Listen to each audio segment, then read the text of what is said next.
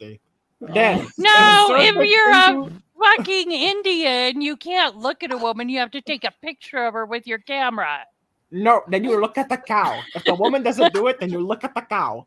Look at the cow, and then once it is swollen up, you stick the member into It's a the damn woman. good thing Kai is not monetized because you must did stick- notice it just went live. Hi, everybody. Right? Welcome to today's You're- discussion and of India- House of the Dragon, Season 2. India does not have recording laws. You are allowed to record this conversation, and I can't do shit. So, again, if you wish to impregnate a woman, you must stick it in her, and you must not listen to any noises she makes. What if sorry, you you want know to we're live, impregnate right? a dragon? Then I need saw to a be I saw a really good question about House of the Dragon. What do they do with all the dragon shit? Maybe it's like cow shit, and it's fertilizer. Yeah, but there's a hell of a lot more. Look at how much do you think Vagar shits? Like that This would is- wipe out a forest. That's not fertilizer. That's like freaking, lava and Look, destruction. I haven't They're seen beasts what for a they've made the reason. poop look like. Worst case scenario, you make them poop over the ocean. And then you eat the fish, really? That Look- seems like an environmental hazard, if you ask me. Look, if the dragons can read minds effectively, I think they're potty trained. Look, I could probably What? look So up they how- hold it in and they never take a shit? They're gonna have to shit sometime somewhere. I said potty trained. It What? still doesn't answer the question of where they shit. I mean, they live inside of little pits in caves. Maybe there's like a little specific spot that even they worse. take a dump in. That A still little requires you need specific to get spot. rid of it. Yeah, I thought it was a good question. It's like, come on, George, what do they do with the dragon shit? You cover everything else. You sure don't cover that. I mean, The you only were the place- one who's There's pitched. a mention that they just crap in their pens. That's since there's a point when Aemon tries to claim Vagar in the book, he shoves a little Joffrey into some dragon droppings. And then what do they do with the droppings? We're talking like Jurassic Park shit here. I think that probably since it's a dragon, and they're fire breathers, they likely have enough phosphorus in it to fertilize an entire field. Okay, so I don't have a number, I don't have an amount, but I can see it's 16% of the ocean's carbon is fish poop. Yeah, but that's fish poop. That's not dragon poop. Dragon poop Maybe would be we much need less. to. Maybe we need to go ask Av and Bail Doman to do a fucking study on how much of the ocean in George R.R. Martin's world would become dragon shit. Look, all I'm saying is George R. Martin pitched his books as, hey, what about Aragorn's friggin' tax policy? Nobody talks about that. Let's have a book series about Aragorn's tax policy. And I'm just saying, it is, as much as I despise the conversations, like that is a hole in the logistics of his world. What? Because Tolkien didn't talk about tax policies of Gondor? Yeah, I'm pretty sure that wasn't even mentioned. Well, Hey, no, Margaret, it it wasn't doesn't seem because like that wasn't the Gondor- point of the fucking book. Exactly. Actually, I agree. know. It's We- actually kind of we funny know. because Gondor doesn't seem to have any monetary system. Trip, look in general on Red Hand. What the hell?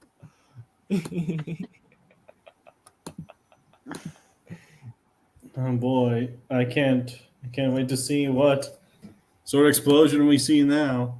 There will be an explosion. At least not a bad one.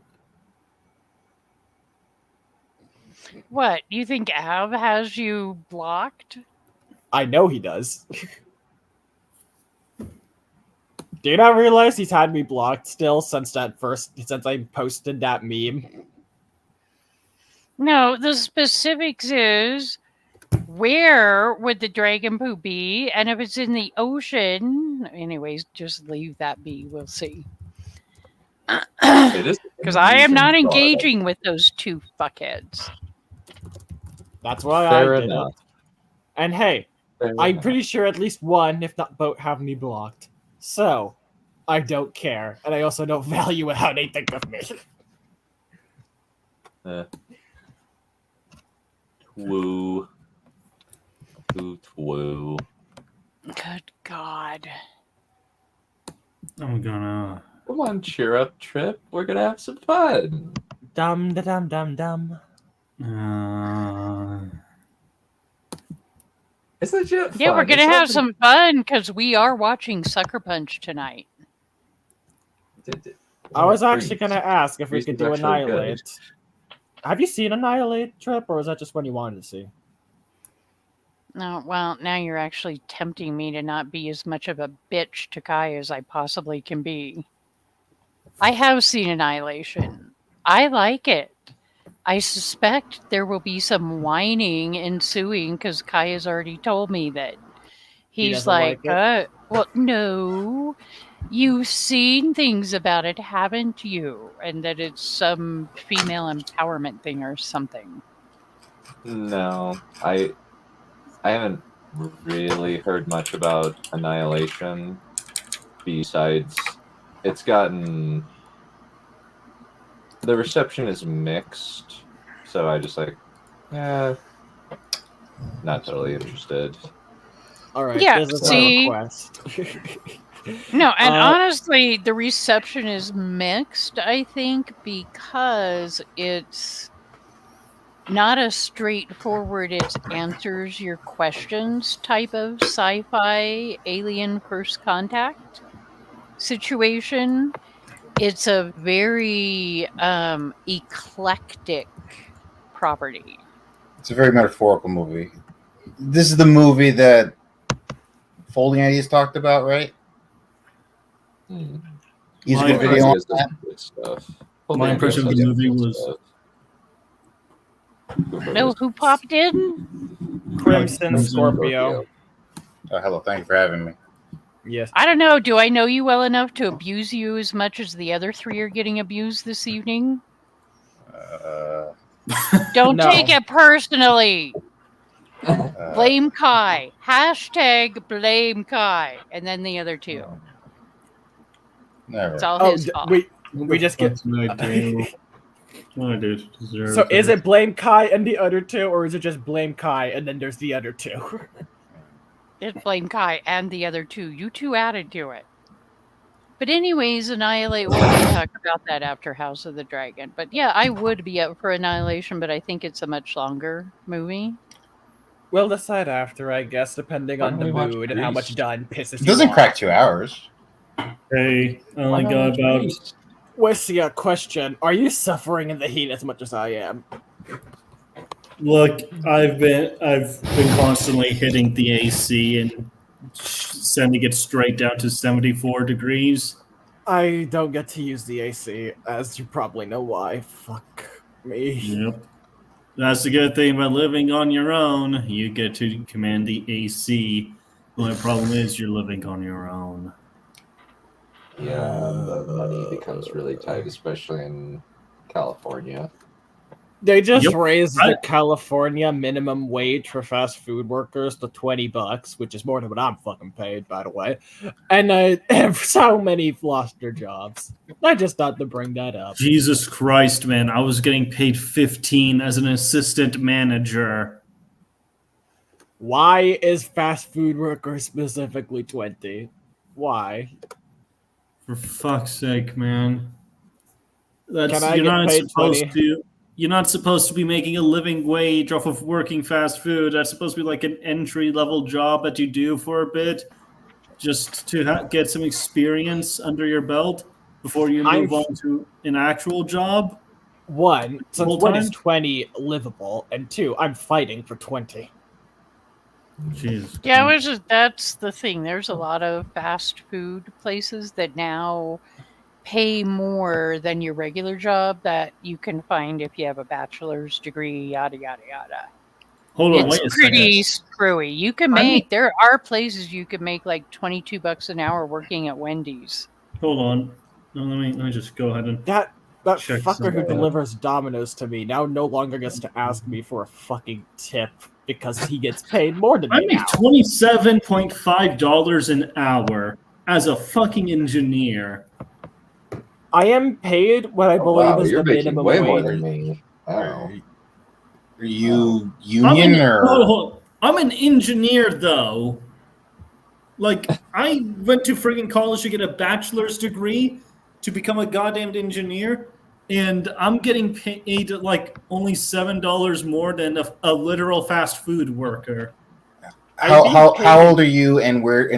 How old are you? How old are you? 27. Okay. Look. So, where you work? Let me ask you a very serious question. No, don't tell me where. No. Where you work? Are there a lot of really old people and a lot of really young people? Mostly old people. Okay, so Watch it, you two. No, look, that's a sign that there's not a lot of upward mobility in that company, right? And that the top management is ossified. So that's a thing that you can notice in companies. That's something to be aware of. Maybe your situation is different. Look, I'll tell you right now, I didn't make good money until like just the past couple of years. So it takes some time. I'll tell you that much. I'm an engineer too. Well, shit, man. I know. Anyway, I'm currently looking at only 20 minutes remaining before I have to get going. So let's get started. So Crimson, the theater link is in the private chat, so you can just hop into that. I also put it into the live stream comments. So okay, thank you.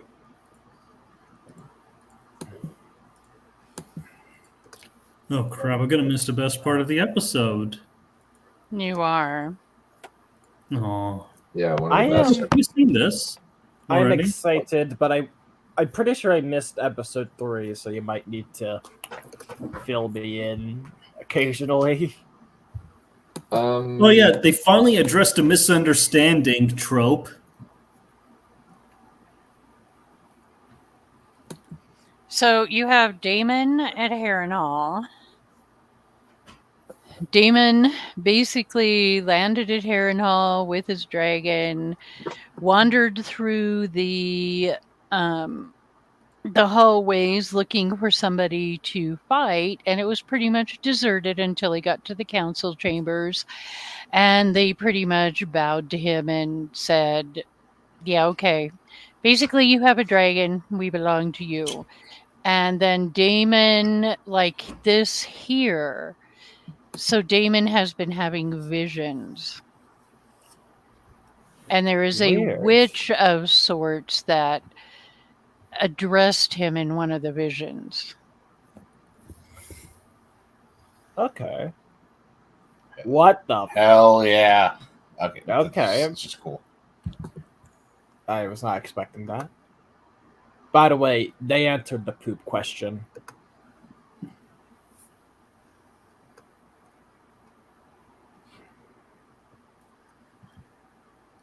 Yeah, this is definitely freaking creepy.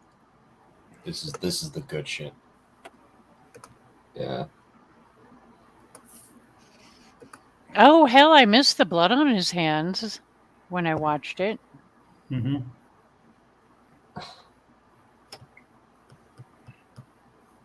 Ooh, his visions are kind of like TAR. You can bring back remnants. Mm-hmm. Yeah. More like TAR than TAR in the fucking Watch show. God Don't bring it up. Okay. Yeah. Another option is he dug his fingernails into his hands so hard. That's also an option. But it's either one is good. Well, I think they kind of leave it up to us to wonder. I don't think we see. One has to wonder if that black goat was actually even there. Phil. This is kind of what Damon is wondering.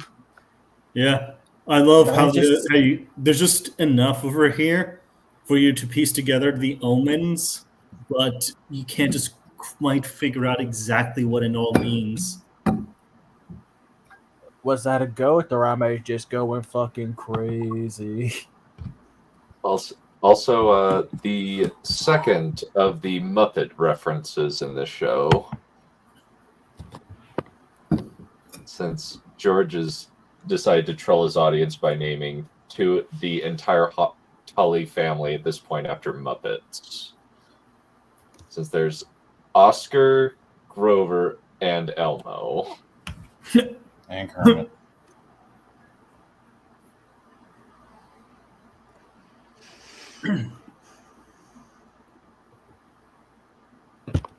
Elmo isn't a Muppet.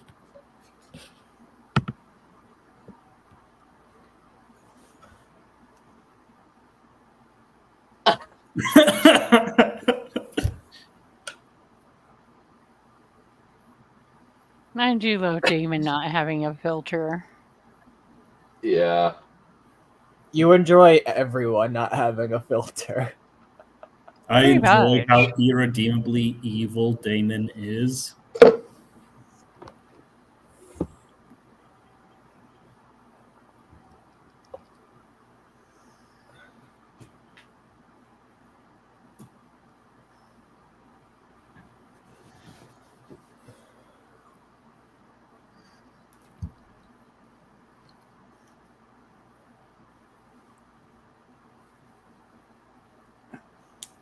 God damn. Holy. Yeah. Freaking Damon just absolutely steamrolled this poor boy. Yeah. Sure, that's not kinda. going to happen again. You know, I wouldn't want to fish for a sigil. Yeah. Unless You there's don't a like fish shark. even for food. But Unless there's a was shark. that- Well, no, but it's, it's It's just derpy. why a fish. Exactly. I mean, yeah, okay. Was It that could even at a least cool be fish? It could be an octopus or something, a squid. Okay, yes. get a those are giant really squid. cool. Like a The swordfish. A kraken. Well, swordfish would be cool, but the kraken would be better. Well, let's say Kraken. Okay, seriously, taken octopus by and the kraken Greyjoys. are like the coolest sea creatures of all time. Mhm. They are bewildering as hell. By the way, was that boy we saw who got steamrolled by Damon the same one who killed someone in the first season? No, that's someone we else. do get to see him. We get to see the grown-up boy in this episode, though. Oh, we do. Okay. Yeah. Yeah, since that guy is the guy in season 1 was Blackwood, and so this is Imagine kind of a getting moment killed by where- a kid. Yeah, this is kind of a Imagine moment where beefing with a Rhaenys kid. kind of proves that she's kind of a better person than Catelyn Stark. Catelyn wasn't that great a person, okay? That is true. That lady was absolutely batshit crazy. Like, look, she cared about her kids, obviously, and she wasn't trying to, but she ended up fucking everyone over so badly by kidnapping Tyrion. I've been rewatching the show because my girlfriend wants to watch it. And it kind of amazes me the changes they make in season 2. Like, she lets Jamie go before she learns about Bran and Rickon. That's like bananas. I was stunned they did that. Yeah, that was a bad choice. It is interesting that how they went with the nope. There's no chance they're Laenor's kids. They're definitely Corlys Velarion's kids. That's just the smart thing to do, I think. Oh no! I think Oh, that there's a little foreshadowing. foreshadowing thing. What? Thematic. She dropped the dragon and it broke. Oh, okay. Thank you. Oh. We also are fumbling Viserys' legacy because that was his doodads.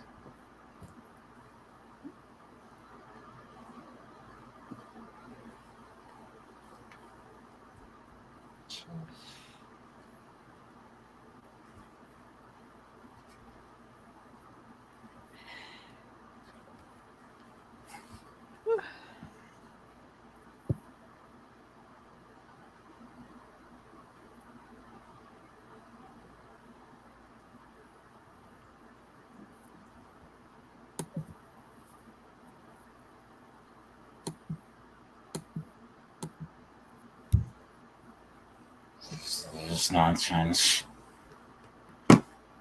Yeah. Why That's did you like- ask the Maester? He doesn't have a say at all. Also, what the fuck is he going to answer? How is he going to answer that question? Yeah. Well, yeah, but also consider the fact if he was the Maester and attended to Viserys, then he would be very well aware of his ramblings and his dreams and his whatever. So the Maester's not actually a bad choice. True. However, politically speaking, if he was to answer, I don't think he actually wanted him to succeed, that's, a fast track to being beheaded. Possibly, but it's also very human. And what he said is basically enough Very to be like, not diplomatic, really. yeah. Because otherwise, it's like there's benefit to saying yes, there's no benefit to saying no. So you say no answer. I hate how the whole not the cause, but the whole thing rests on Viserys' desires. It's so tedious. It's not the right word, but I find it tedious. Mm-hmm. Yeah, because me and Krim, remember last stream, you and I had a lengthy conversation about how the whole succession crisis came to be, and comparing and contrasting it between the show and the book.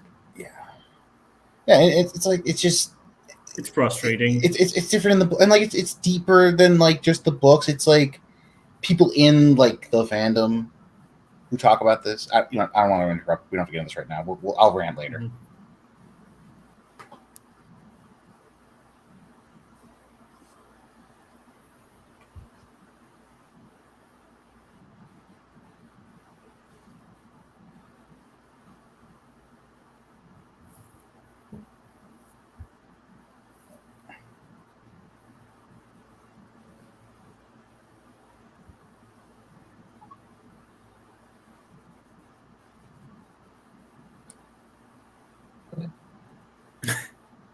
Boom. It is one thing that I think is kind of odd is that they kind of seem to frame the Bela not killing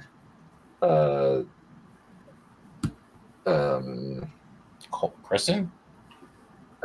Killing Kristen Cole in the last episode was a bad thing, and I'm like, Well, they're flaming They're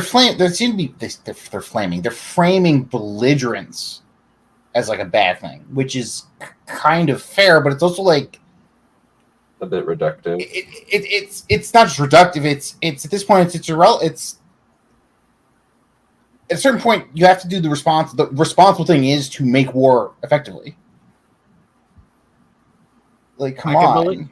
People do not always do the responsible thing. Okay. Well, plus they had not truly actually declared war yet at that point. And people who are frustrated will often grumble about it quite a bit. Yeah. This much is true, yes.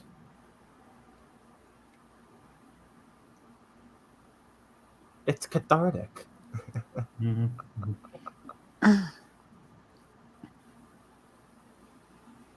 Fuck you.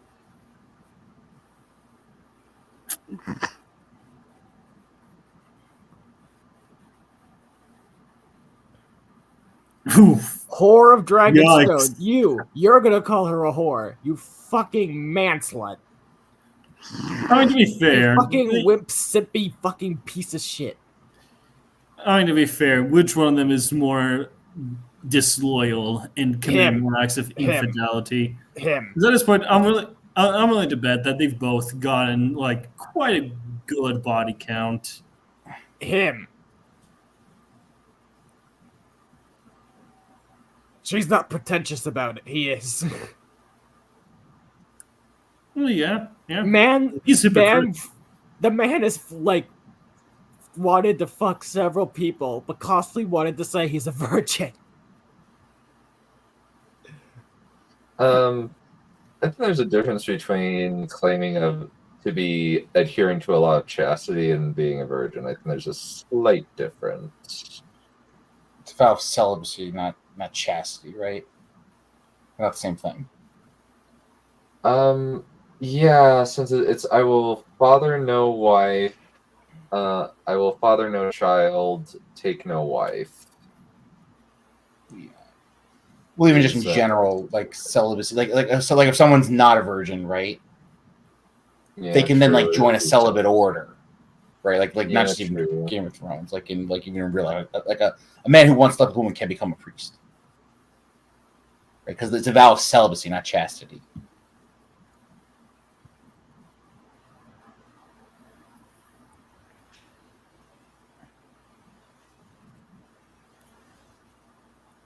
Can someone punch him? I don't know.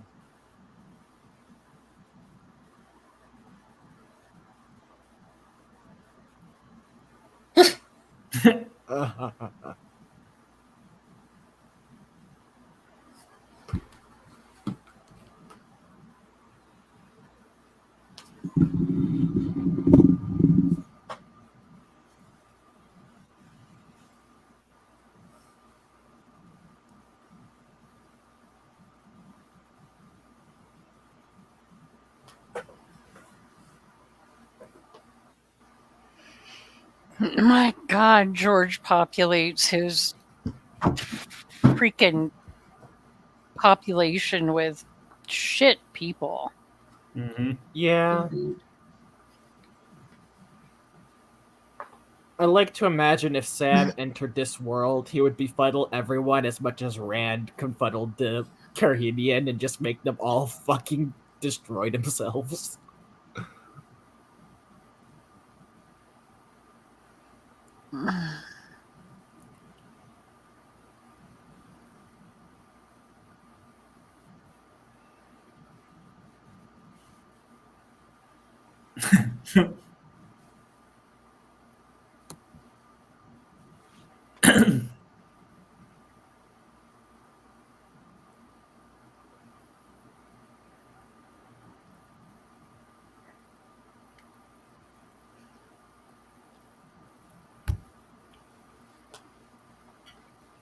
Look at that shit-eating grin.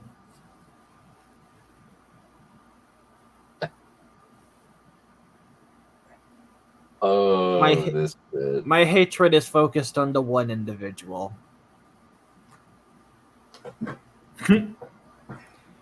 Everyone else gets a pass.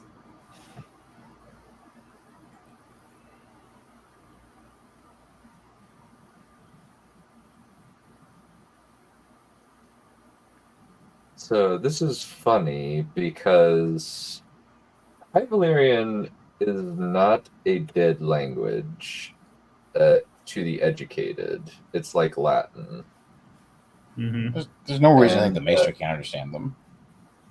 Yeah, like, and Ryan Condal actually said, yeah, nobody knows what he's saying. And it's just like, that's not how this works. Come on. Okay, if they don't understand what he's saying and that Aemon is like, can't freaking basically speaks Valyrian like a 3-year-old, right?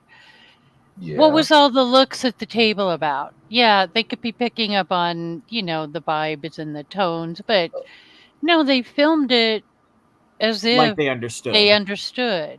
Yeah. Well, at the very least, they know that what's happening is that Aemond is almost reprimanding his brother, who is the king, and that is not okay. They know that this is a very serious faux pas going on. Here's the thing: the way they framed it is not how they should have done it then, because they have him all look toward the king after he says, "Would you like to voice it to your council, my lord?" If they look towards each other, maybe, or confused, then it would work out. But no. Well, it's just I'm going off of what Ryan Condal said. Yes, I know about it, since that's the closest thing I have to an overall authority about what is supposed to be conveyed with this. These people quit. They really need to quit doing inside the episodes and whatever, blah blah blah, because they basically destroy their own stuff. They fuck themselves over. Yeah. Anyways, I don't know if they kind of reveal how little they understand what they do. I don't know if you've been picking up on the fact that Laris has probably figured out that she aborted a baby here. Either was just kind of doing the secondary choice.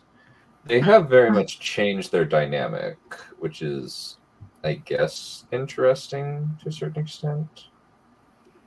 I don't know. I found enough innuendo in the discussion here, and Laris is probably by far one of the 3 most intelligent people in this world right now, as far as I'm concerned. He may be a jackass and an evil bastard, but... Well, the reason why I say that their dynamic has changed is because he used to be able to have enough power over her to masturbate in front of her to her feet. So that's why I say that it's changed. And I don't know. I think he could. I think he could still do that. That's not the path to power he's choosing anymore.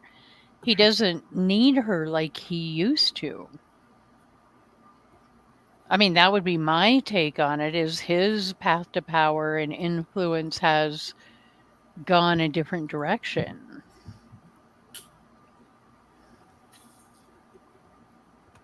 I don't know. That's just kind of... My only comment was I didn't know if Wiss and Shai were picking up on the fact that Laris probably has figured out that she aborted Cole's baby. I had not. I also didn't realize she had done that. I didn't realize she had his baby. I knew the piece together that based off of the fact that she was drinking that specific tea. Yeah. The only other instance of that being used is to, Was this something I might have missed last episode? Because I remember they fucked, but I didn't realize. No, that was while the conversation was taking place at the beginning of this episode, right before that's what the Meister brought her. Was that tea. That I'm getting. I just didn't realize she had a baby at all. Period. Well, it's not a matter. No, she didn't. She was pregnant. Yeah, I didn't realize she was pregnant, period. Thank you. Having a baby and being pregnant. Must we go back to the birds and bees conversation, really? Okay. I guess, God damn it. I guess my thought, to kind of go in between... Carrying a baby. My thought was... My thought with the whole scene was that she is taking precautions. She doesn't know that she's necessarily pregnant or not. She's just... heading it off at the pass, so to speak. That was my take on it. Okay. Right, so I mean, hey, it's Kristen Cole's DNA. Thank God she's smart enough to get rid of that shit. Huh. Yeah. And I don't know, I could have missed something, but I pretty much took it that, yeah, she probably figured she was pregnant. She'd probably missed her period, at least a couple of times. At least what? Yeah, she is described as still being very fertile. She's fertile. So the meat of that scene, right? The meat of that conversation. Single one of her children are fucked. Right. The meat of that conversation, though, was her sort of increasingly coming to terms. She is a first. No, No. they actually talked about something in that scene, right? And what they were talking about was that she was coming to terms with the fact that Viserys's intentions don't matter, or at least that's the way she was starting to justify things. Which is what I think, but it also means that in this case, it's sort of like trying to like pivot and like be hypocritical. I think. Mhm. Hell yeah, this character. Yeah, I like Alice Rivers. She's not how I've seen her described and how she's been like drawn in various other things, but I think that she's a good choice. I don't think that she's bad at all. I mean, I think it's important to make her visually distinct from the Targaryens. You know, it's good that they went with brunette. Well, no, it's not a matter of the brunette, it's more the face. Sure, yeah. I mean, she's not a bad-looking person or anything. I don't. It's not necessarily she looks. It's not a matter of her looking bad. It's just that she looks slightly different than the mental image I have. I don't. That's not a bad thing. I don't think that's bad. It's just one of those things that happens whenever you like are a fan of a book, and they do like a live action adaptation of it, and you spent all this time having this fixed image of a character inside of your head, and then they put it to screen, and the image that in your head is completely different from what they put on screen.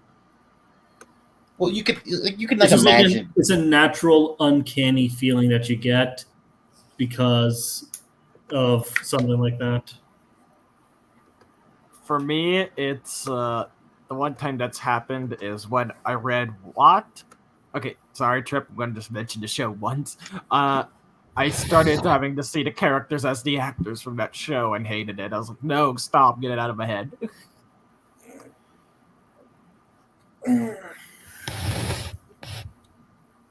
I think it's also like, you know, like you think of Aemond and like, you know, this like violent warrior prince, and like, you know, his mistress would be like this, you know, total bombshell, and like I said, it's like this very like conservatively dressed plain Jane kitchen matron. Mm-hmm.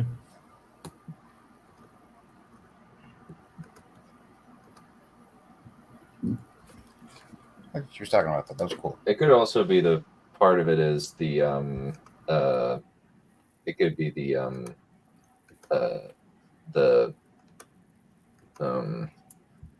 Anyway, unfortunately, I have to get going.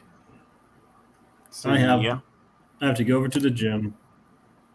So Right. take care, everybody. See you later. Hopefully, I can be here to watch whatever movie we decide to watch tonight. Hopefully. And hopefully, whatever movie we decide to watch will not bore me to tears. All right. Laters, everyone. Bye. See ya. Take care.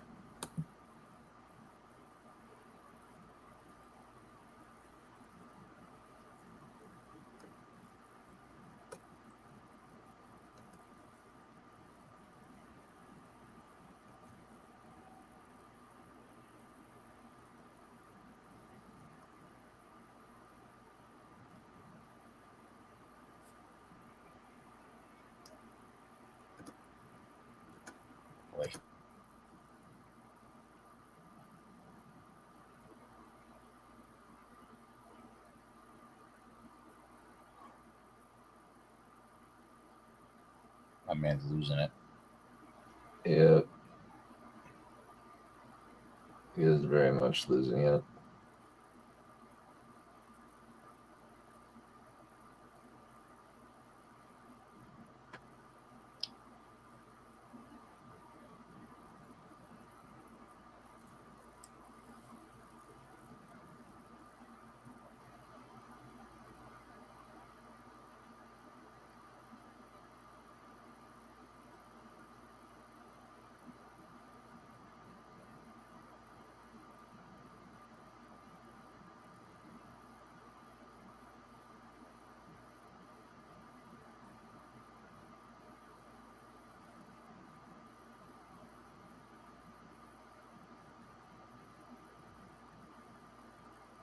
You have little things like the dragons are really bad. Gee, boy, something could be done about that. Yeah.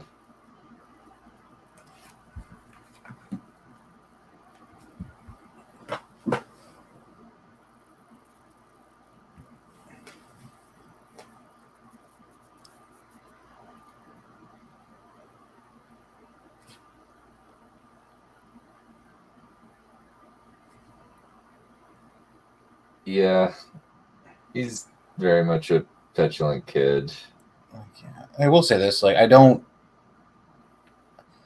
like they're gonna take his one redeeming quality, like his sole single redeeming quality, and they're gonna make it a negative. Like, it's like that's really irritating. Which is That he has legitimate battlefield courage. Instead, it's gonna be just recklessness. But he has legitimate battlefield what? Courage. He takes to the battlefield. Oh, courage. Okay. Yeah.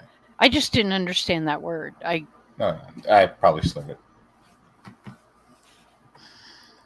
I do think that it is, in a certain extent, a negative, though.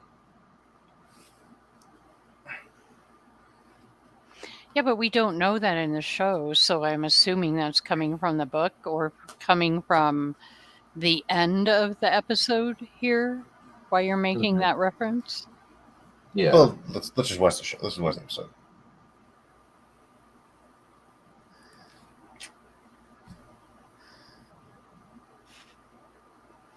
I do like that he's saying it in a way that I'm the king. I don't know why this is not going on. And he's not saying it in public. He's saying it in private. Yeah, but God, Allison is a shit person. She is. I think I hate her more than I hate Cole. I think if I had to pick the person that I dislike the most out of all these people, it would be her. That might even apply to Game of Thrones as well. Really? Damn. Wow. Worse than She Joffrey is or Ramsay? terrible. Yes. I mean, we see terrible parents in that show. And she Yeah, just like really... Catelyn Stark. Wow. Oh, you know what? Get off here. Yeah, she's not that bad parent. She loves her kids and tries very hard for them. I wouldn't even call Cersei that really? bad. You are like the most selfish person in this entire fucking universe, you bitch. Yeah, I don't like her, obviously. By the way, Crimson, don't mind me if you're not familiar with me. Ow. This is why you don't allow peasants to become royalty.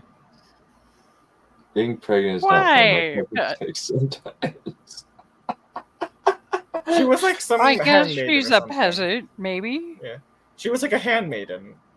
No, she's not really. Otto's daughter. So she she's is she is basically the equivalent of an heiress. Yeah, Like, she's a scion of like the sixth most powerful house in the realm, at least. I would say top 3 actually, because depending on how you want to phrase it. Yeah, because Starks don't really have power outside of the North. I think I figured out why Allison bugs me so much, and I could be wrong here, so you guys can tell me if there's a different take, but Unicorn. I think why I dislike her so much is because she's so disingenuous about her motivations and who she is and what she is. Like, if you look at Cersei, she freaking owned it. Oh yeah, in the show, yeah, absolutely. No, like in the books. Like, go ahead. I'm sorry. Go ahead.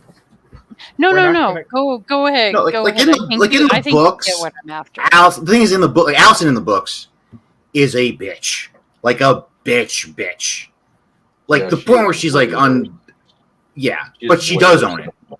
Yeah, she is psychopathically bent on destroying Rhaenyra's life as well. Rhaenyra is a teenager and she is like early 20. Like she's like her stepmom, right? And it's just, but like you never get the sense that she's disingenuous in what she does, thinks, and says, right? Like she married the king, she wants her sons to be the king.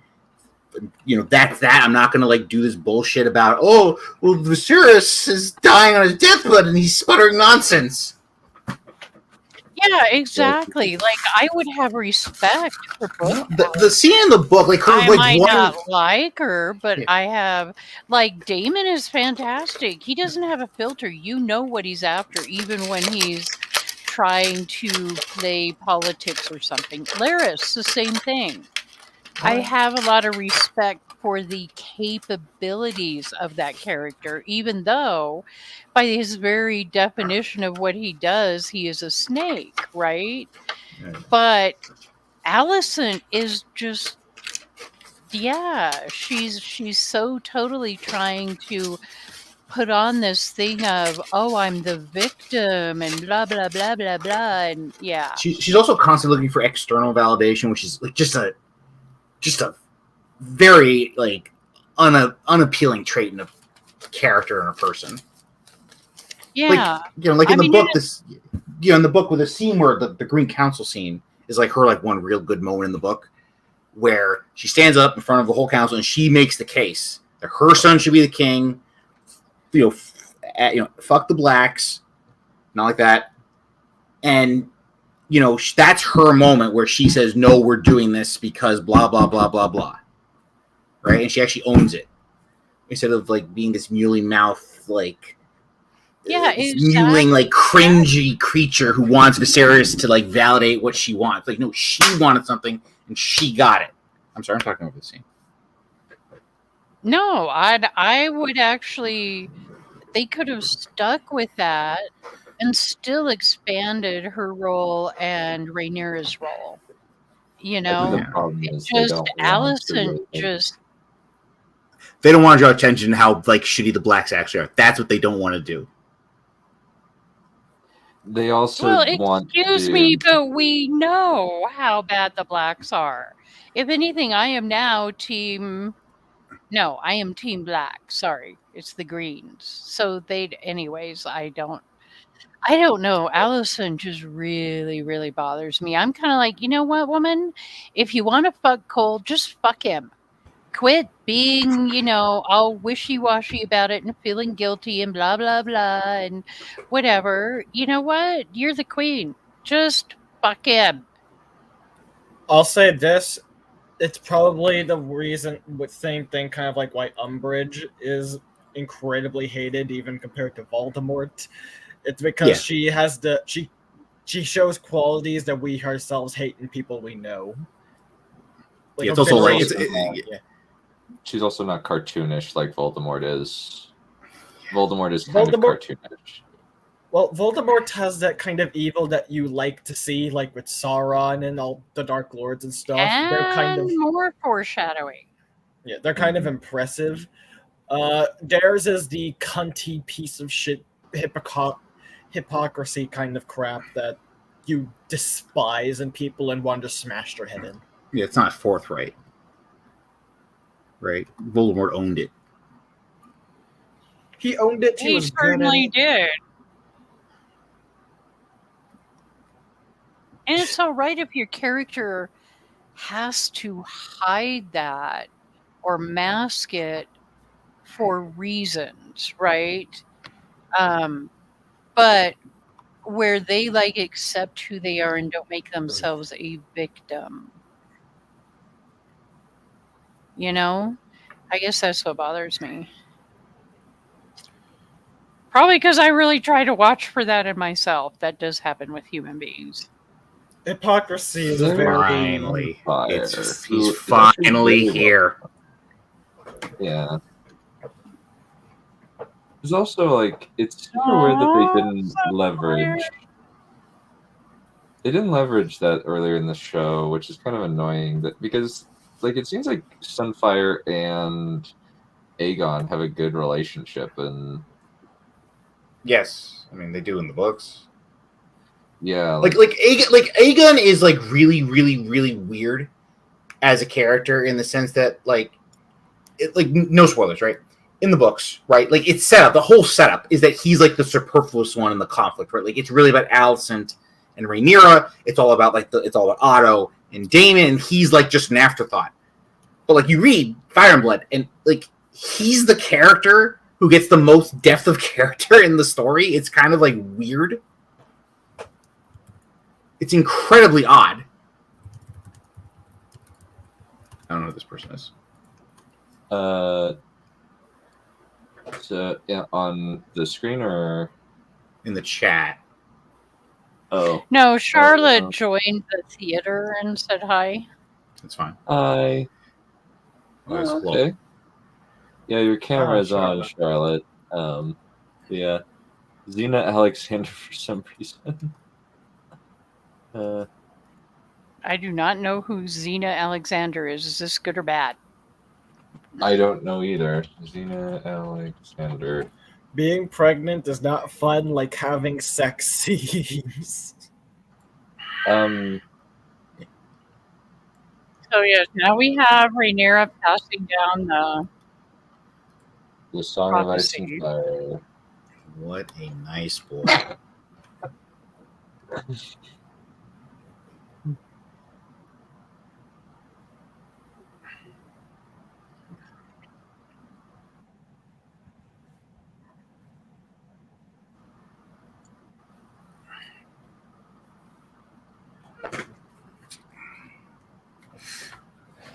Run away! Run away! Fuck you, Cole. Burn, burn and die.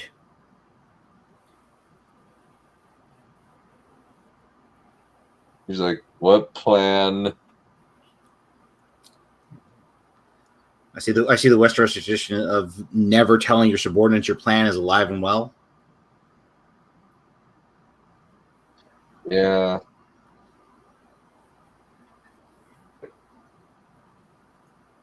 Oh. I think I know what happens based on past evidence. It's interesting that Vhagar.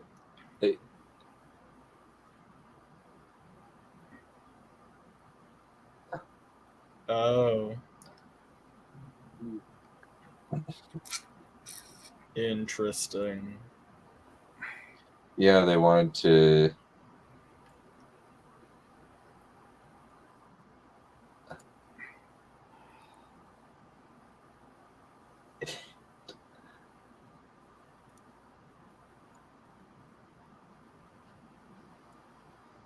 And what did I do? Like, is just Vhagar just. Oh yeah, she has the most personality. They get a Lighting of the There's Dragons. slumps. So I have a question that I have seen debated, and that is when it comes to dragons and their riders. So if they say attack, are they connected enough mentally that the dragon would know what they're actually saying to attack? Whether it be a person or another dragon, or, to like flame a castle instead of flaming the courtyard or whatever. I mean, it's implied dragons are like at least somewhat sentient. Yeah, so the idea is that dragons understand High Valyrian naturally. The only time that Dany's dragons follow her commands is when she's speaking in High Valyrian. Well, that's not what she's asking. What I'm saying is, so if I have a dragon and there's and Kai is in front of me, and Shy is in front of me as well. And I tell my dragon and I tell my dragon to attack. Is my dragon or Dracarys, to flame, right? Is my dragon gonna know who I want he or she to actually play? Or is the dragon just going to flame everything in front of it? Yeah, and yeah, he's so screwed. He was. Also, I'm not an expert, but I would say I have no idea, but probably no. I don't think they're psychic. However, I do believe that both of us would die just because Dunn is in love with dragons. I don't think the dragon would like that. And I just suspect that I will die somehow. Oh, fuck. Yeah, this is where you guys were getting my live reactions in DMs. And I was trying very hard not to spoil. Oh, that's a shame. Holy shit. It's a jowl. Like a fucking, I don't even, that's like Godzilla in the sky. Yeah. Yeah, Vagar is the biggest, We know. and supposedly even is only the second biggest dragon that's ever lived. Isn't Ancalagon the black? Like a hell of a lot bigger than, I know it's a different world. Ancalagon the Black is like larger than the mountain range of Thangarodrim. He's fucking huge, okay? I'm pretty sure Smaug might be bigger than Vagar. No. Yeah, Smaug is bigger than Vagar. If you take the movie version of Smaug, and I'm sorry, Kai, right here. Right here. And I know that's a huge point. Hold on a second. That nobody really knows. So was that intentional or not? I think that was intentional. I do too. Because he went right for it. And can we rewatch it? Yeah, yeah. Yeah, let me. And can you slow it on? No, it doesn't look like there's a. Yeah, and I wouldn't slow it anyway because I feel like you got to see it in speed. So because things are conveyed. Yeah, I speed. really feel like that was intentional. Like he. Yeah. So. And why do the dragon riders not suffer? Oh, okay. This is a stupid question. I know, because I'm thinking about Daenerys. But are they actually immune to dragon fire? The dragon riders? No. They are. That's totally made up. That's supposed okay, to be. because to me that seems dumb. Because then, what use is it one dragon flaming another dragon? Okay, so basically it's just Rhaenys ducking flames or whomever ducking flames and maybe it being deflected up the side of the dragon or something as to why, like they're not just a little crispy critter. Okay.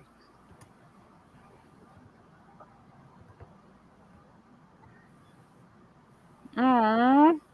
Poor Sunfire. What did Sunfire ever do except have a fucking moron for a...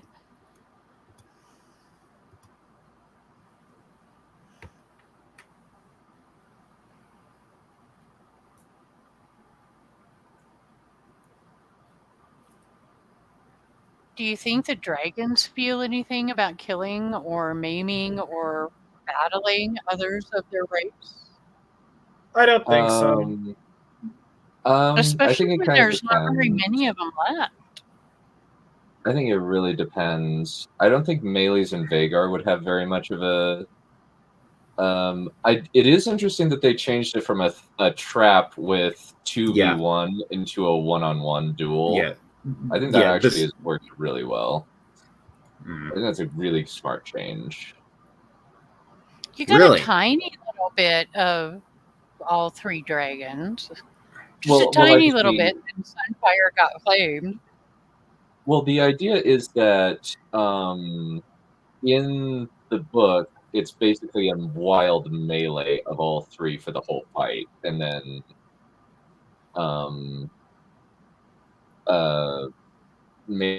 Sunfire gets torn apart, and Melees crash together, and Vagar crashes on both of them, and Sunfire ends up so bad.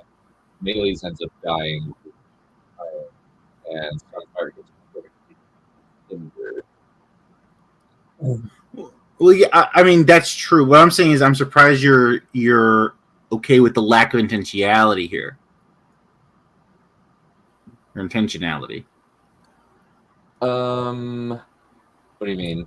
Right, Cole laying a trap for for what he thinks is going to be Rhaenyra with Vhagar and Sunfire is, it's an intentional trap on his part. It shows at least some degree of competence on his part.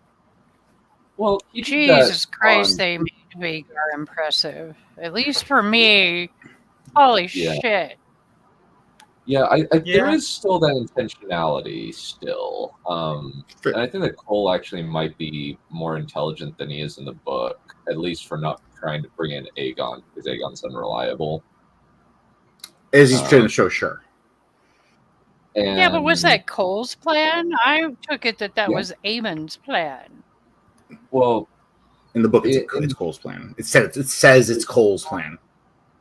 Yeah, since he said himself that there was a plan, that everything is going to plan, and he sent up the signal fires, or the signal fire arrows to tell, and the horns to let Aemon know that it was time to unleash. Yeah, but that doesn't mean in the show he doesn't say it's his plan. He says it's going according to plan. Yeah. But yeah, it would make sense that it is Aemon.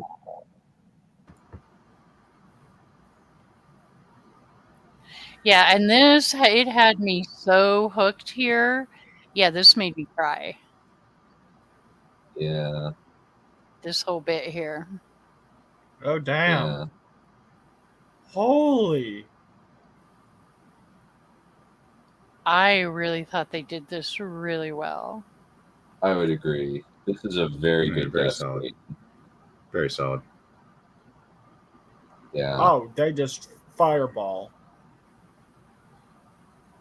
Yeah, Sunfire did the same thing. Yeah. So it's kind of like, yeah, they have, at least in the show or whatever in the lore, it seems like dragons are kind of like little nuclear plants going on there. I also would say that another big thing is that this actually makes Aemond even more intimidating than he was in the book. Because I mean, like, everything about Aemon is better in the show than in the book. In the book, he's a violent idiot. Yeah.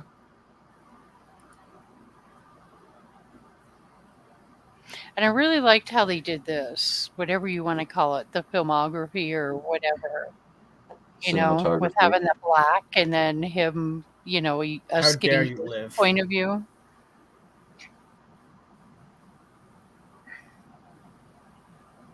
Unicorn.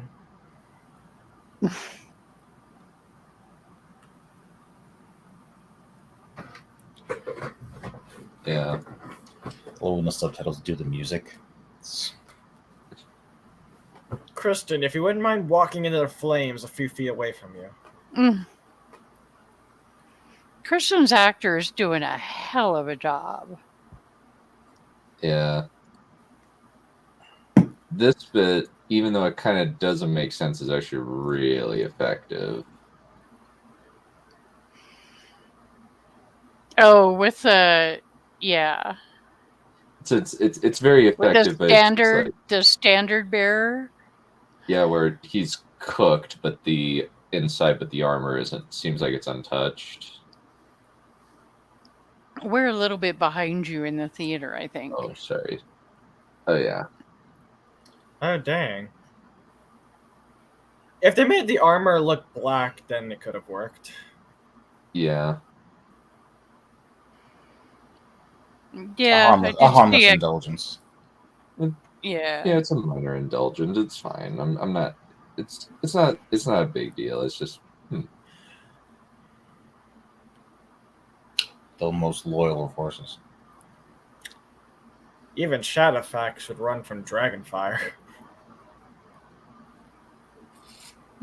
Undisturbed, thriving, stoic. I don't know. I don't think Shadowfax would run from a Nazgul, so. Well, factually, Yeah, but I Might think Shadowfax. dodge Dragonfire, but I just feel like Shadowfax would know how to. okay. After the fact, we need to have a discussion about this little scene right here. As far as intentions. And he was putting the sword away before he was getting to Sunfire and Aegon. So it's a case of, because on first viewing, I missed that. And I thought, holy crap, he was going to go over there and kill one of the two, right? Or both, or whatever, until Kristen showed up. But he was putting his sword away before that. yeah, it looks like Sunfire isn't dead. He's just the next thing to it. Well, and I think we know Aegon isn't, or yeah, we know. God, Yeah. freaking names irritate the Yeah. crap out of me. Aegon I genuinely isn't. can't. We know he's not dead because he's been in the something or other, like the next episode thingy or trailer. something. Yeah, the trailer. Yeah, sorry. Don't mind me, Crimson. My brain just dies on me every once in a while. Tis K. So, I think that's the best episode so far of the show. It's always I the do thing that people are too. waiting for. Do I sound like You're gonna Crimson? make it. Hmm? Yeah, but okay. So, what about that last episode or that last scene? What do you think? I don't think Don't that he you was click going to play? kill him. I will yell at you. I would definitely say that he is not trying. He was not trying to kill his brother based on the fact that if he were, unless he's trying to put it at a diagonal. Well, so but what was he doing with his sword out? The thing that I was thinking after the fact is maybe he's just got it out because he's kind of in a bit of a war zone, and it's It's a just battlefield. kind of yeah. Yeah. So. And then as he's walking up, it's obvious there isn't. Or maybe he thinks that Aegon has, survived enough to come kick his ass. So he's anticipating some kind of a, That would make sense, actually. I think that would make sense. So then what's going to happen with Aegon having survived? And he's probably going to be like, you tried to kill me at some point. What's Aemon going to do about that? Just tell him he misunderstood and it's the whole, you just kind of got in the way. It wasn't meant for you.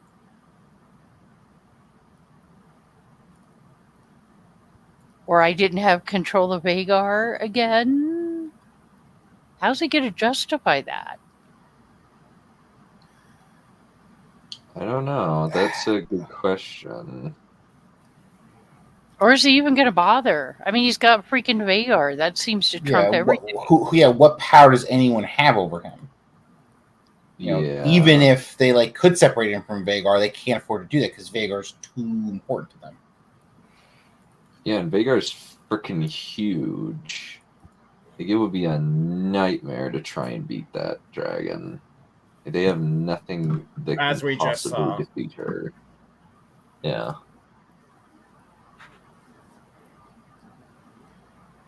I kind of actually in the Wizard world really matters.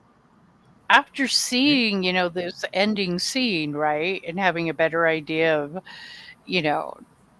dragon fight like that, now I kind of almost really wish we would have gotten to see Daemon and Rhaenys try to take on Vhagar. Mm-hmm. I think we never will, of course. We Well, won't. no, we're not. Melees is dead. Not Rhaenyra. Rhaenys. The one that died here. Okay. Yeah. Amazingly, somehow I'm keeping at least a little bit of track of some of the I'm names. not. But I think Damon's those the were worst. the two that Rhaenyra doesn't. Rhaenyra's dragon doesn't have as much experience as Melee's did, does she? I think Damon's might be able to put up a good fight, though. We see them like with the previous master. We saw him flying with Vhagar, with his dragon, and his dragon seems very much built for speed and more dexterous. Yeah, but moves. even Daemon didn't want to go up against Vhagar alone. True. Yeah, So- he's for all of his negative qualities, he's not stupid. So It'd be a I tough don't know. fight. Now he might be having all these crazy visions. Who knows? I just don't think you could beat Vhagar in a straight up fight, and you just need to be so fast that you couldn't get caught in him. Because otherwise, it's gonna kill everything. Yeah, true.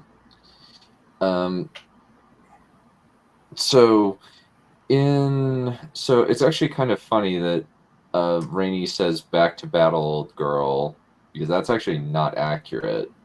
Funnily enough, Melees Okay, has hasn't never Melees seen been in- combat.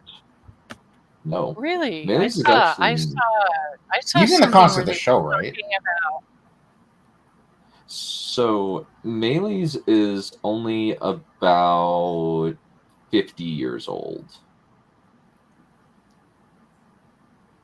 Which, by comparison to, Melees and Caraxes are about the same age, and they came around in the time of Jaehaerys about 50 years before the start of the show.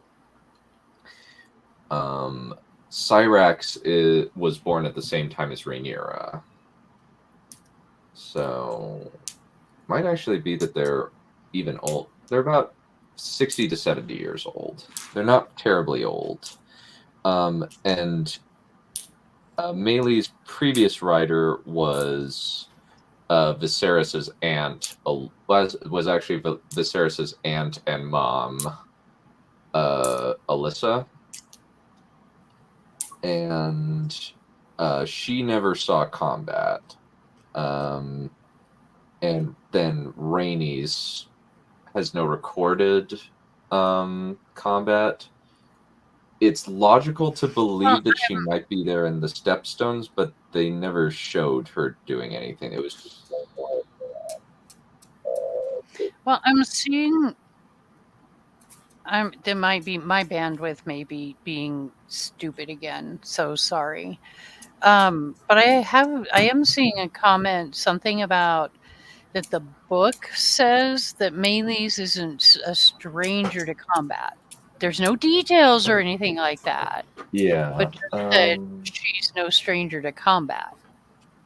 yeah, it's Okay. The book does, like, again, for the telling not showing and the telling not showing manner of the book, right? It is made clear that Rhaenys is like this like masterful dragon rider, in context, and like it's why she's able to like hang with the two brothers, even though they're flying, two very large dragons themselves. Mm-hmm.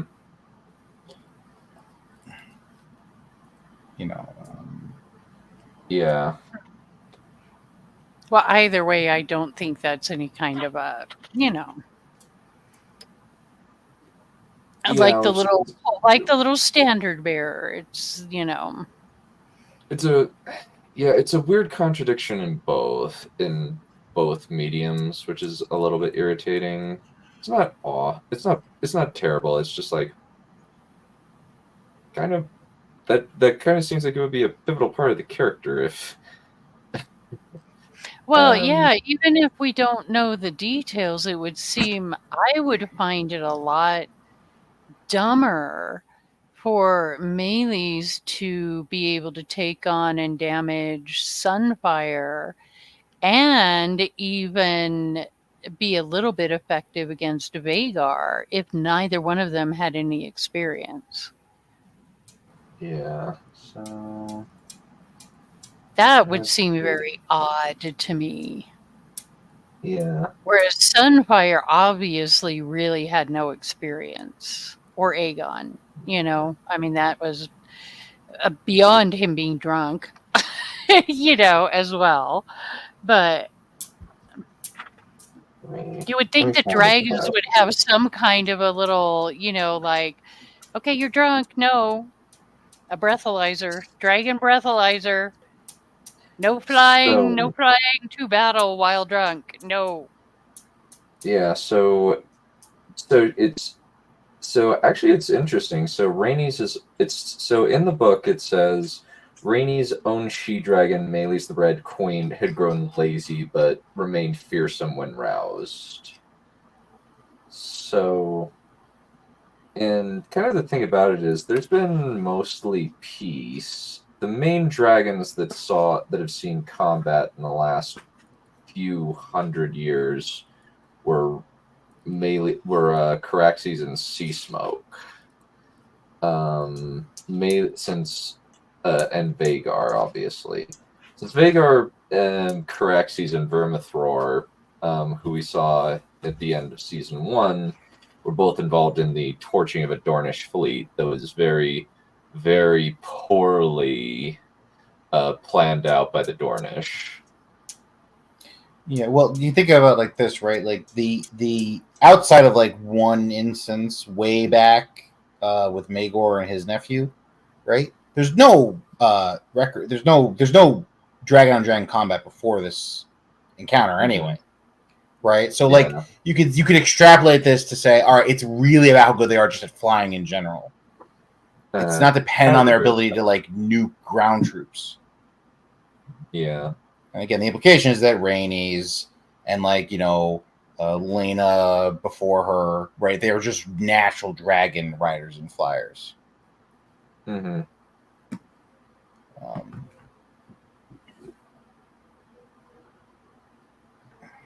Okay, I got to interject with, so I have to admit, Bale did come up with what I find a rather humorous answer to your question, Shai, about dragon shit.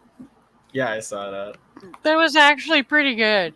I'll just copy and paste it into Streamteam. Okay, that's funny. Yeah, let's hear what this guy has to say. Oh no. Coal is now a real problem that's going to have to be dealt with in the Crownlands. He's taken down Duskendale and Rosby and Darkland and should be marching on Harrenhal. Fuck you, no, fuck him. God damn you. Two of those are the same things. Rook's Rest, it's a tiny coastal keep right across the bay. Rhaenyra seizes upon that. There are those who have mistaken my caution for weakness. Let that be their undoing. And plays right into Cole's hand. Fuck you. It is technically accurate, though. Fuck you. George always said about Daemon, he's heroic and villainous in equal parts. And that's what makes him fascinating as a character. Part of Daemon's story to Harrenhal this season is having to face and atone for the sins of his past. Lena.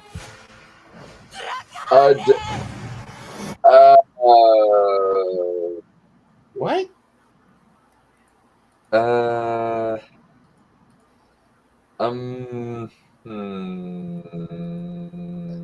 mean, like, are they saying that's a fault in him? Well, he didn't do anything. Yeah, exactly. Like that should be Rhea there if this is what the argument is. Like, come on, what is this?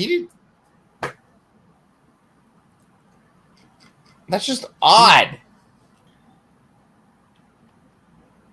Yeah, he gave her own agency. He didn't demand that she have a C-section. I thought that we would be okay with that. Like I can understand. Like, it's fine. He misses his wife. That's fine. But like, we're talking. If this was supposed to be like him, like haunted by his past, we know who that should be. Mm-hmm. There's a character we know who that should be. Like, ugh. Oh man, it would be cool, right? You have Rhea and like her head, like she's like bleeding from her head because her head's bashed in. That would be sick. Yeah, that would be actually a very good choice. says fucking, dragon man. It's fucking fully buying. Like this is like the show. Like I really want to give them the benefit of the doubt here, but it feels like they're completely buying in to the whole Dragon Rider Mystique bullshit. Okay. It's elaborate. That sounds like an interesting point. Please, please go for it. The whole like Damon. Like, let's just talk about Damon for a second, right? Damon is the character who most sort of embodies like the sort of like Targaryen instinct to be like more Valyrian than they are Westerosi, right? Like, we ride dragons, we're more beautiful than you, we are the best, we can do anything we want, and it's why I hate him, and it's why he should be opposed by all costs, but whatever, we don't get into that right now. And it's like, the show, like, I don't think the show, like, someone would be so stupid as to actually believe that, but like, how else are we to interpret the way they're treating this? Like, Lena is more important. Like we're supposed to believe that this, obviously this affected him, right? He loved Lena a lot. I accept that, right? That's perfectly reasonable. But the thing that should be like haunting his soul, the thing, like, if this was like, like a Shakespeare play, the thing that would, like, the ghost that would come back to haunt him would be his first wife, who he murdered with a rock, right? Instead, what's important is that, like, Lena died by dragonfire on her own volition, but it's because she was closer to him that she's like mourned. It's. I mean, obviously, yes, he should like her more, but like, the narrative is focusing on what Damon likes as opposed to what he should be held accountable for. That's all I'm going to say that. Okay, that's actually a very good point. I actually think that's a very, very... It's actually pretty astute. Right? Like I accept that, the whole thing with Rhaenyra, with like Kid Rhaenyra, that's okay, right? But he still basically gotten almost exactly what he wanted with her, right? Like the kid, the thing in the last episode was more okay, right? Like they showed the kid, the baby, the infant with the neck, right? The kid he killed, right? Mm-hmm. But like Lena, like really Lena is more important than like the narrative. The narratively significant thing in Daemon's past is his wife going out on her own terms and not the woman he murdered with a rock because he hated her. Right? Like that, like, come on. Yeah. Aemond, who he probably had a hand of it in his creation. No, not really. And very much. I mean, are we? What is that? Like, what? Like, are we? Look, even I am not going to go to the extent of saying that like Daemon is like solely responsible for inculcating in Rhaenyra her feeling of total, not invulnerability, but what's the word I'm looking for here? The whole attitude of being above the reproachment of telling the fucking truth, right? Like, I could make that case in a lot of ways, but like, he's not responsible for what happened to Aemond. Yeah, that's Viserys. Yeah, that's Viserys, and that's Rhaenyra. Mm-hmm. Jesus. Speak plainly. It's a journey of discovery and unraveling, and it's all beginning to make him become really unstuck. Daemon is experiencing one of his core injuries. This is the room that has caused him so much pain. It's the seat that he's coveted for so long and was denied. And then the little girl who stole it from him. Before he knows it, he exacts vengeance. It's the blood of the dragon. They're connected in such a deep way. And the idea that he could harm her is, really alien. He's still very closed to these intrusive visions, but they start to break down the very carefully constructed walls that he's put up around himself. Touch late to be talking about a strange castle. Alice Rivers is written about quite a bit in the book. She's described as a kind of woods witch that lives at Harrenhal, has possibly been there for hundreds of years. You don't really know immediately whether she is what she says she is. You are a strange kind of woman. I'm no woman at all. I'm a barn owl, cursed to live in human form. She's not afraid of him, and I think that he recognizes that, and that's unusual for him. Have you experienced any?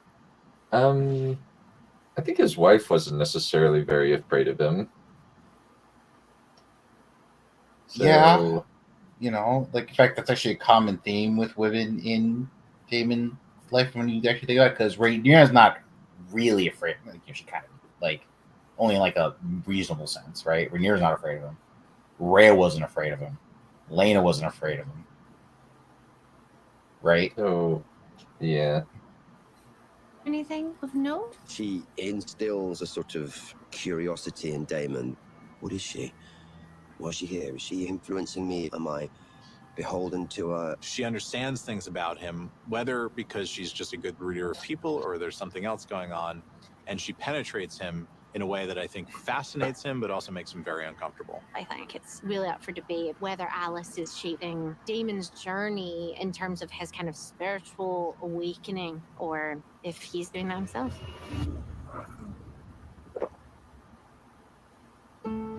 So Griston is marching on Rook's Rest.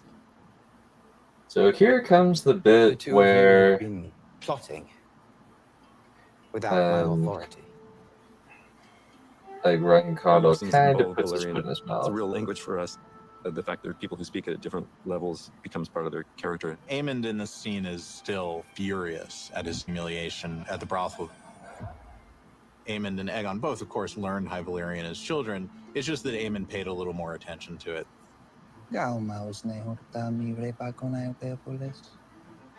That scene is a public execution, in a way. Only him and Aegon can understand it's a public shaming. Okay. So that he's aware that everyone else is feeling certain resentment towards him, but then when Aemond does it, that really breaks a bit of his heart off.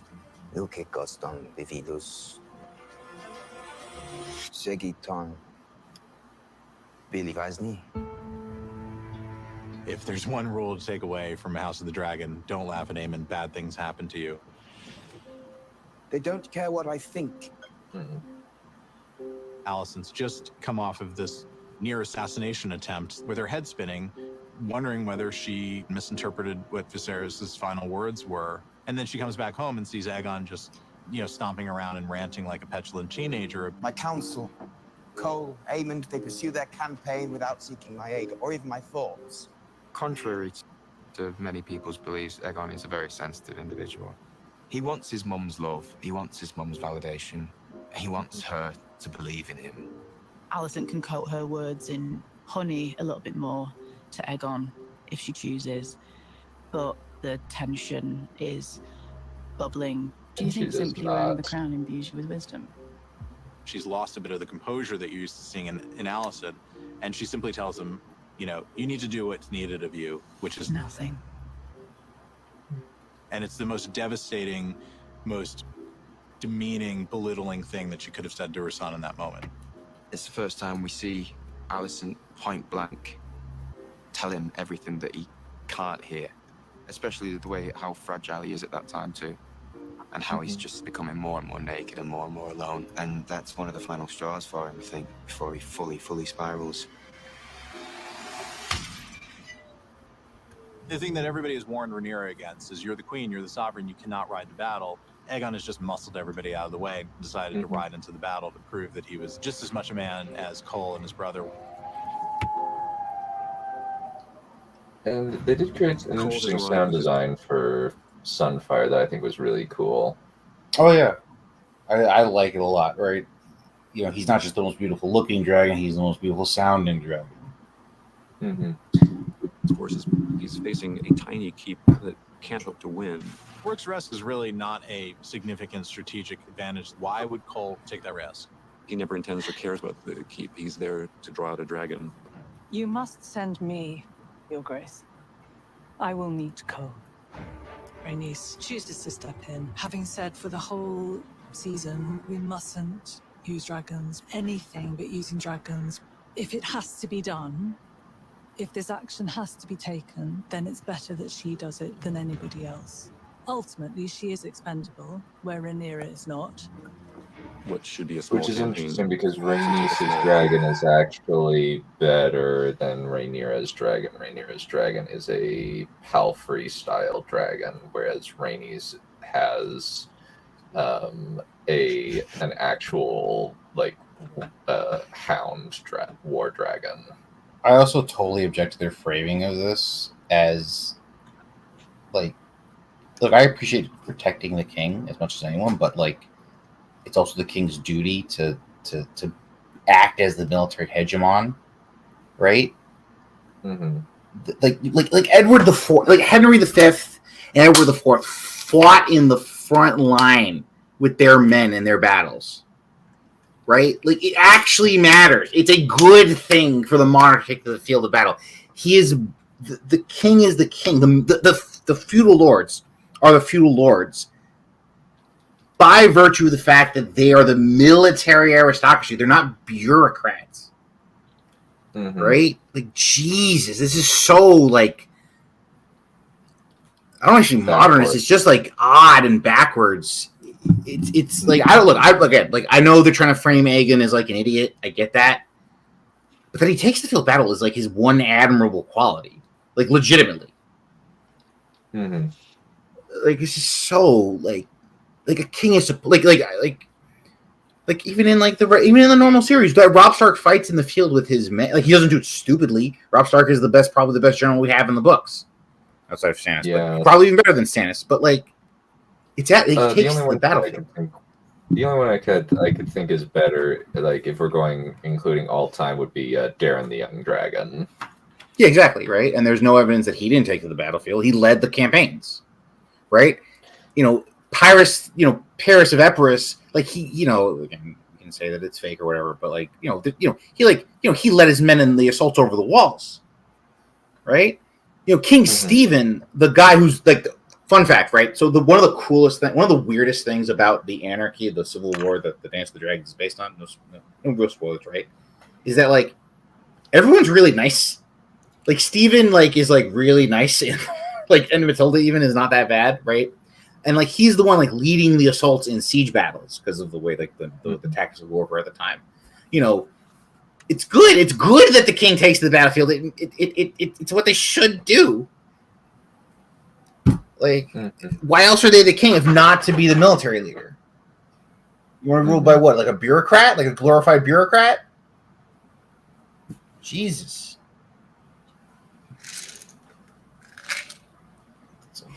Turns into a kind of watershed moment. Yeah. The first act of full-on dragon conflict. All bets are off. All order is gone. Whatever you thought was important on the battlefield doesn't matter at all. It's basically just a collateral damage site. That is accurate, yeah. Over your heads. Yeah. Aegon has arrived as the fly in the ointment, so to speak. It's changed the strategy. Now Vhagar and Cole have to contend with the fact that the king is in the fray and they have to protect the king. Or not. I was gonna say, do they? So was that not intentional?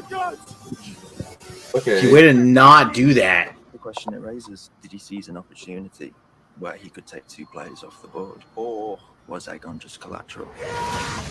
I was thinking that it was when he's plummeting to the earth after being hit by a ball of fire. All of his fears of Aemon's betrayal come true.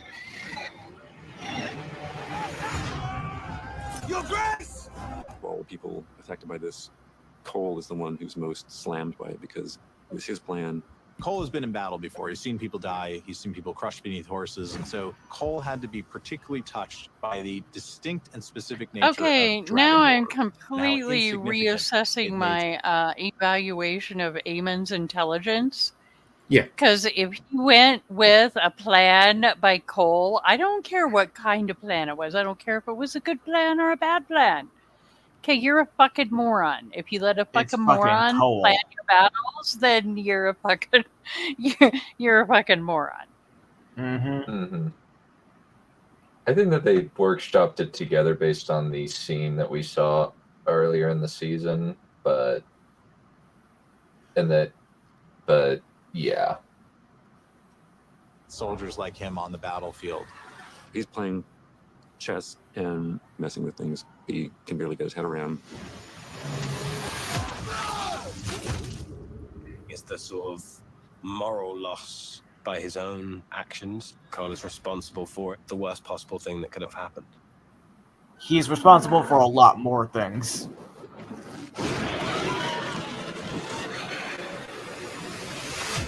I do like the touch where the dragon's wounds. I think it's a Pyrrhic victory for both sides. Yeah, the blood is like literally boiling. Rhaenyra's most trusted counselors. We don't really know the condition of Sunfire or Aegon. You just have to regard it as a great emblem and example of how horrible and awful Dragonlord is, and the reason that it needs to be waged with great restraint.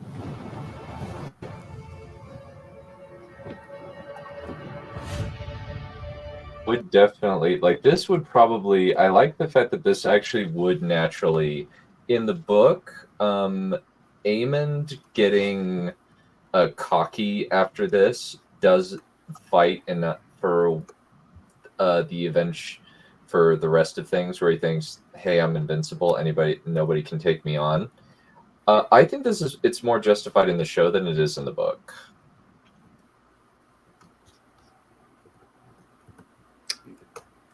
Well, you can see how much bigger, how much more dangerous Vhagar is.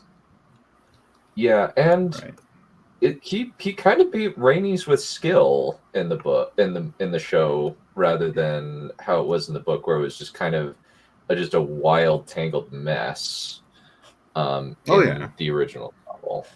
I mean, like you know, I say this every time. Like Aemond even in the books is just like a violent retard. Like I think he's a terrible character in the books. So there's, you know, I'm not gonna complain about him being in any way improved in the show. Yeah, like, your villains have to be fearsome in order for them to be like good. Well, I don't know. House of the Dragon is the last 2 episodes have kept me engaged, whereas, especially lately, but even with other good stuff, I'm not quite as engaged. Where I just go, okay, I'm just going to pay attention to what the hell I'm watching here, rather than whatever, doing other things. Even during what, quote unquote, people might consider the slow parts or where nothing is happening. I like that stuff, and I find it very interesting. So, and I do look forward to seeing what they do with the next episode as far as, dealing with the aftermath here. Agreed. Let me see. House of the Dragon. Season 2. Let me see what's happening with season. We don't have episode names, right? Yeah, we don't know what the episode. We know. So. Behold, the traitor dragon Maylis, slain by King Aegon! Is he alive? We cannot challenge King's Landing without the Riverlands. Our terms are simple. Bend the knee to me, or your house burns.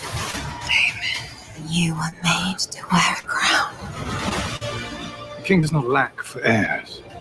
So you cast me aside. We have given the war to the dragons. Will you preside over it? The people whispered when Viserys lived there was peace.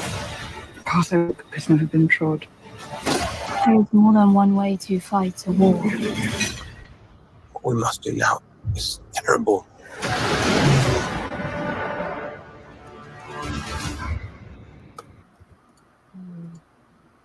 But I was like, oh, we're going to the twins.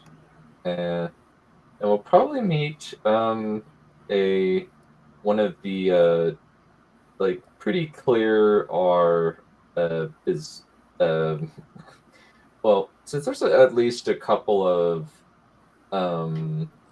like pretty prominent lesbians in the during the Dance of the Dragons, one of them being Sabbath Frey, and the other one being Jane Eyre. Oh, goody. More things for certain people to bitch about. I'm happy to bitch about Jane Eyre not doing fucking anything in this story. God, No, just the whole, which doesn't bother me whatsoever. It's just the whole. They, will be like, I don't care if it was in the books or not. I don't care. What? Well, the thing is, nobody on. I think. Well, here's the problem. I don't know if Steve, I don't think can complain, since if you kind of go with the idea of it's in the book, take it up with George.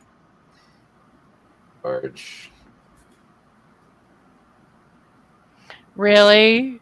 You think they can't complain? That never stops them. Doesn't stop you, Dunn. Just ask yourself that. I might find it a little humorous, though, depending on my mood, but... I am actually... I don't know, maybe they'll get... Yeah, we know you're perfectly fine with lesbians, Kai. We know this. Yeah. Maybe they'll finally get some naked women. Finally, the Mormon can get some sinful eye candy.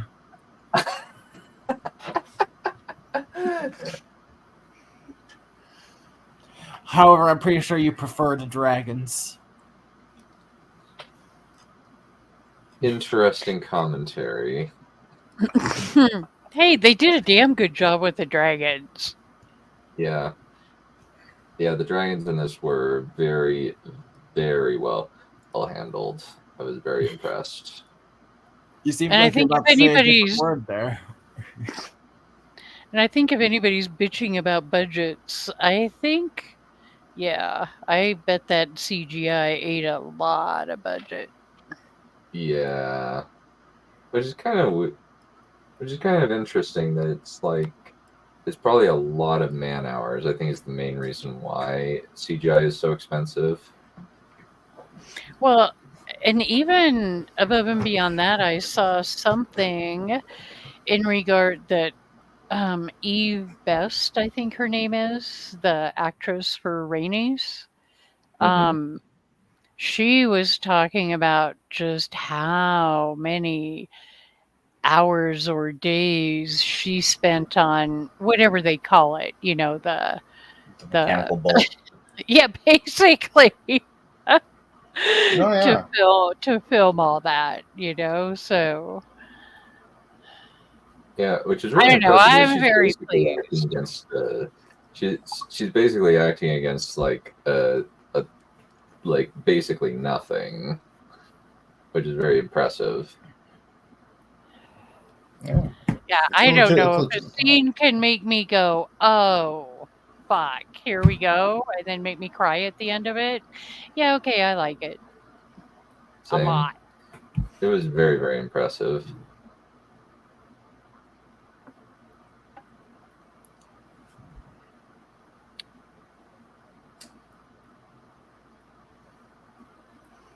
So I usually don't rate the episodes, but God, I think I would end up giving.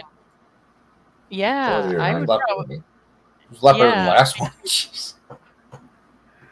Well, overall, I've gone with the series at about a 7 overall, which for me is pretty good. I give nothing a 10 ever.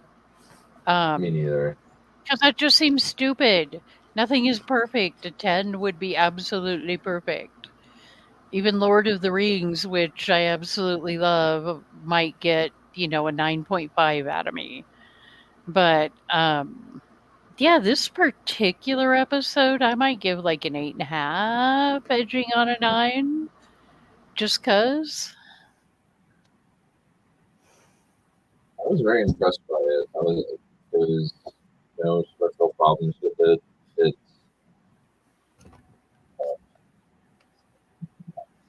2 weeks. Holy crap. But alrighty, well, it's getting late, and we do have a movie watch party. What it exactly is? Yeah, first we have to argue over what the movie is. Well, how pissed are you? Yeah, at done.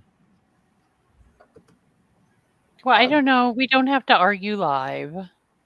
I think Greece is Greece out of those options received the most votes, and Greece is something that Yeah, that one of those was your vote. Okay.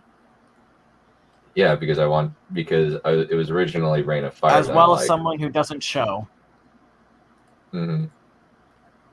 I know. Yeah, I'm not surprised but you Greece voted is way for that. better. Yeah, because Greece is actually probably significantly better. I can also remove my vote, motherfucker. All this is telling me is it comes down to Lady's Choice. Yes. Which, I was just being kind by putting a vote out there anyways.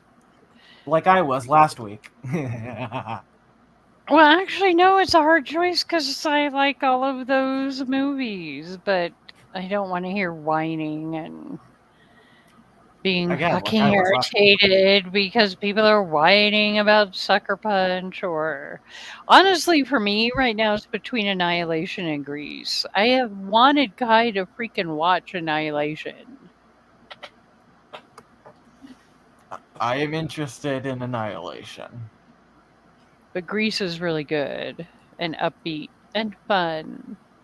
And I've been wanting to watch it. Annihilation is definitely not upbeat and fun.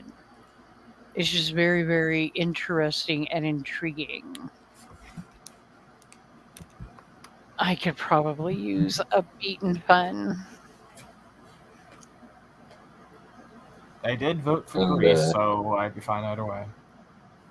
And while Sucker Punch may be interesting, it is definitely very, very heavy subject material. Yeah, but you will now be subject to Sucker Punch. Maybe in more than one fashion, Kai. No, I won't. You keep saying that as if you really think I won't someday just freaking go, you know what? Fuck it. And come find you because I do know where you live. And I do actually know where you work. Indeed.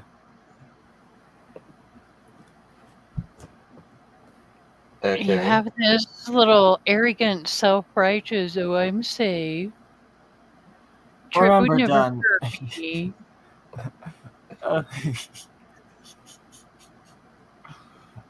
The choice seems to be Grease, by the way. Yes. And just remember, Dunn, that I am more than willing to sponsor that Sucker Punch. It's Zack Snyder's third worst movie. The only two that are worse. I don't care. You clearly misunderstood what I said. I don't care. I don't care. I don't care. Yeah, No, fifth worst. Yeah, fifth worst, since you got the two Rebel Moon as the bottom of the barrel. Fuck. See, I don't have the energy to listen to this for another 2 hours. Yeah.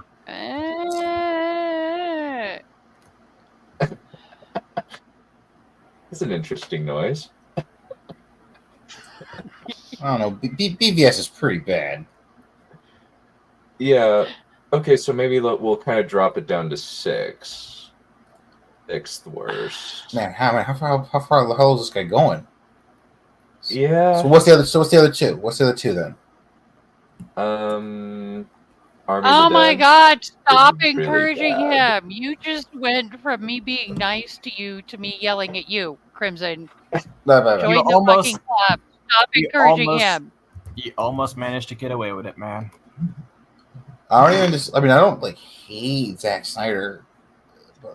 I just think he's a complete crap. I just don't want to hear the fucking whining about it. I'll say We've this. already moved on. We're watching Grease this evening. I'll say this, Done. The sponsor of Sucker Punch is around $320 to $50, and I would consider that worth it. What? I'm gonna let you be lost. I guess He's it's like, talking about buying me a plane ticket to Utah. And then punching you. You moron. Do you not know what a sucker punch is? I would think you'd be familiar with it with your short time in college. no. I was in a very boring college. Is it Mormon college? No. UVU is pretty secular. Is there a Mormon college? There are two. You know, I could always show up outside Temple and, you know, put on like a baby bump. Has anybody seen Malachi Dunn? I have his baby.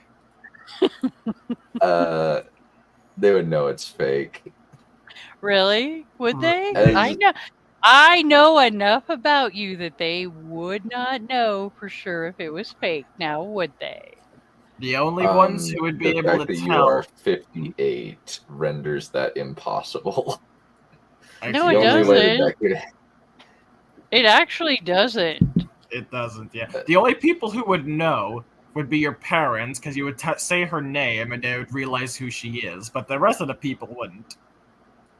Well, no, even just because which by the way is 59 now, women have been known to get pregnant.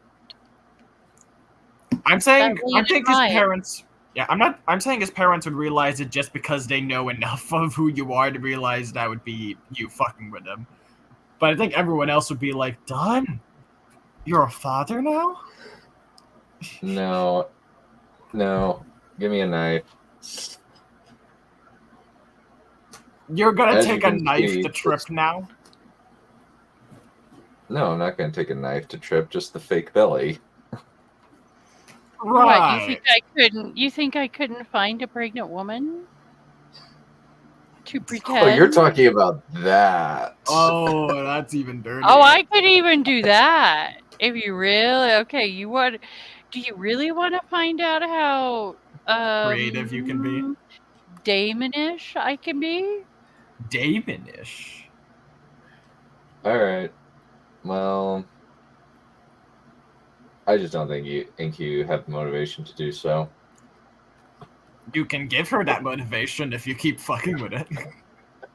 Well, that's why from now on I'm calling you Dum Dum Dun. Dum da dum dum dum. And I should care why? Oh my god.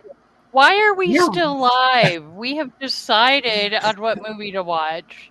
You really do want to be punched, don't you? Maybe it's just what you want. Maybe I think he might just be fucking with us, and he's hoping one of us comes over there and gives him a little fisting. Yeah, because I know you never will. Do you want to place a bet on that? Do you know how many things, mate? How many times have you doubted I would do something and then I did it?